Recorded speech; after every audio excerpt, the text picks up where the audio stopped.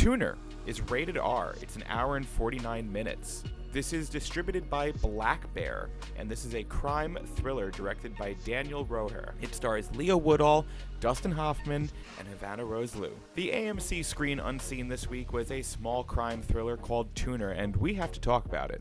But first, if you like this review and you want to see more, like this video, comment your thoughts, subscribe to the channel, hit the bell, and if you want to go that extra mile, check out my Patreon page, where these reviews are sent right to your inbox hours or days before they make it to YouTube. Nikki, Leo Woodhall, from The White Lotus Season 2, suffers from a rare debilitating condition known as hyperacusis. Essentially, it means he's allergic to loud sounds, which forces him to wear these specialized headphones and hearing aids to block out the loud or ambient noises of the world. He explains to someone at one point, "You wouldn't believe how loud the world is." This debilitating condition has also given him a bit of a gift.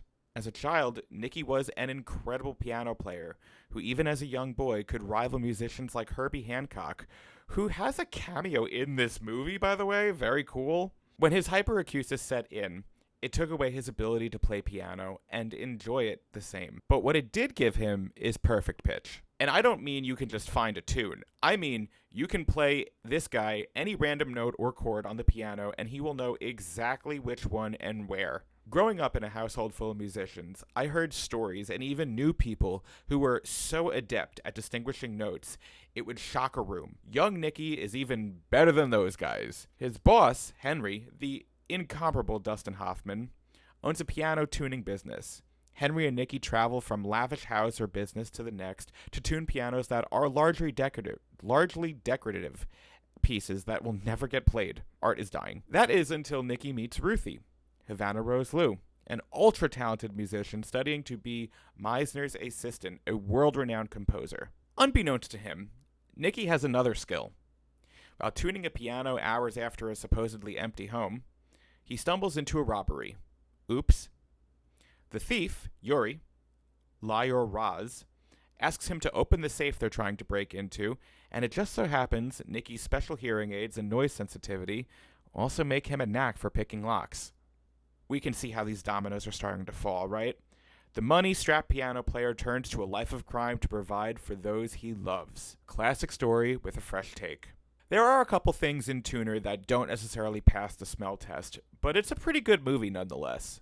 The bad guys are where things don't really work for me. They don't feel very thought out. There are some major plot holes I clocked right in the moment that felt a little sloppy. Yuri works so hard to be discreet, but he uses a jackhammer to open somebody's safe?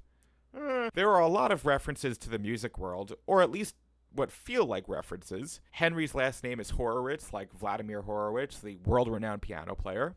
Or it could just be a popular name. Overall, Tuner was a really fun indie crime thriller. Leo Woodhall gives a really great performance, and I would be remiss if I didn't mention this film has one of the best endings ever. Not necessarily the entire finale, but the final moments of Tuner will not only take your breath away, but it will leave you with a good laugh.